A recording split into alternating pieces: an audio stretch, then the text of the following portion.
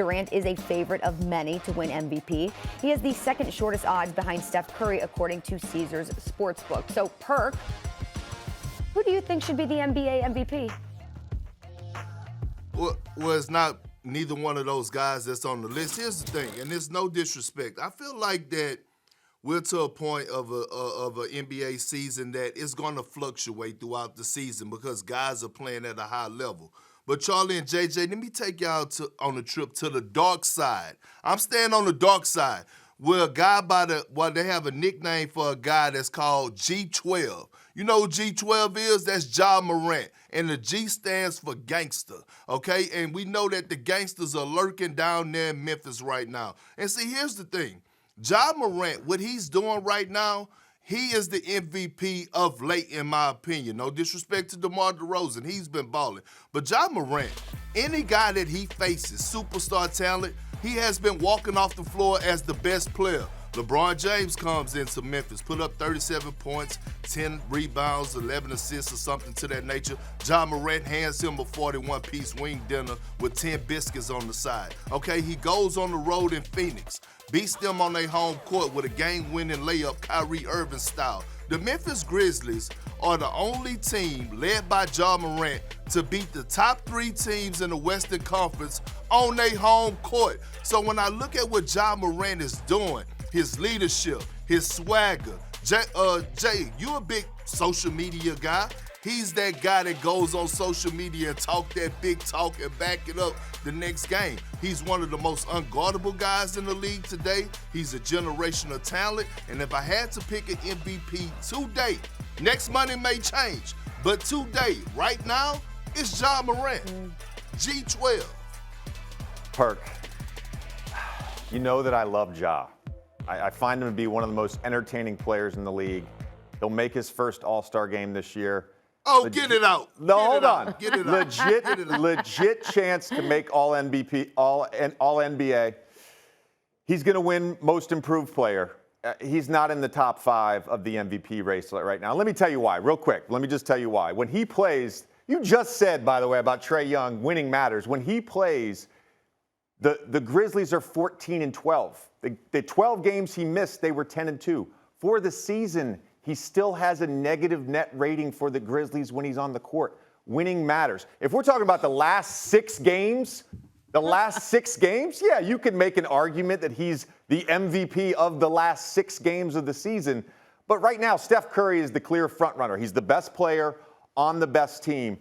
But Ja Morant is not in my top 5 right now. That's not to say he's not in my top 5 or 6 favorite players or best players right now, but he's not in the top 5. It's Steph, KD, Giannis, Jokic, and you laughed at me on November 16th when I said you could make an argument that DeMar DeRozan is a top 3 candidate for MVP. I put DeMar top 5 right now, too. I did not laugh at you. I did not laugh at you. We'll find the tape. We'll find the tape, Kirk. Okay, well, go pull it up. Go pull it up. First of all, let me say this to you, okay? Again, winning matters, okay? If last time I checked, Memphis is sitting at the 4th spot, okay? They're winning games. And JJ, look, I'm very disappointed in you right now because as a former player, don't come telling me about a net rating and come telling me about this, that, and that Memphis record without Ja. Ja is Memphis. Ja is Memphis. The reason that Memphis is relevant is because of Ja Morant. See, you supposed to come on here, and we supposed to, as former athletes and former hoopers, we supposed to give the audience through a different lens. Not coming on here speaking numbers, but what we see from the eye test. Like watching the game last night when he went into Brooklyn, when it's him, it's KD, it's James Harden all on the floor together, and all of a sudden he comes out as the winner and the best player on the floor. And he does it in great fashion. This is what I'm saying. So when we talk about of late, and we talk about the wins and how he's winning and who is he doing it against, go against all those guys that they have on that list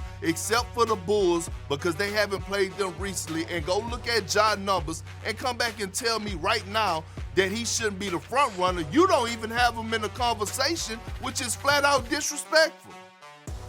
He's in the conversation if we're going to name 6 or 7 guys, Perk. But look, Perk, eye test certainly matters in this. And as a former player, we can get caught up in numbers a lot. And we talk about front office, media. Everybody gets caught up in numbers.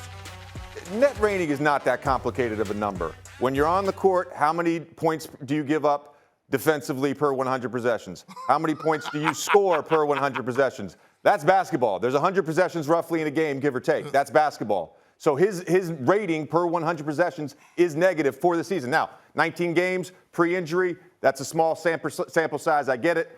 The last 6 games, even smaller sample size. He's been phenomenal when we talk about net rating. I think it's somewhere around 16 or 17. Positive, great. That's great. Steph Curry, best player on the best team.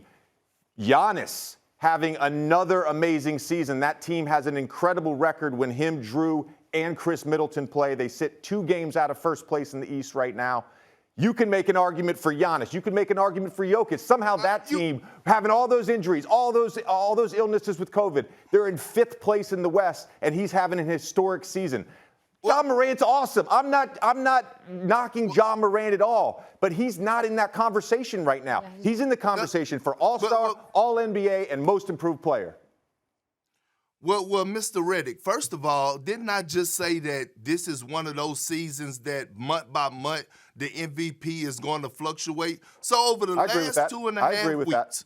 Okay, so we all know that you go to bed at 8 o'clock at night, right? You can tell the world this. I know this. You go to bed early. Memphis seems to play late games, okay? So you're going to tell me. I watched the game last night, I stayed up and watched the game last night. Not just that game. I'm not even talking about Memphis. Golden State has been playing, they play late games. For the last 2 weeks, Steph Curry has been in the slump. Thanks for watching ESPN on YouTube. For live streaming sports and premium content, subscribe to ESPN+.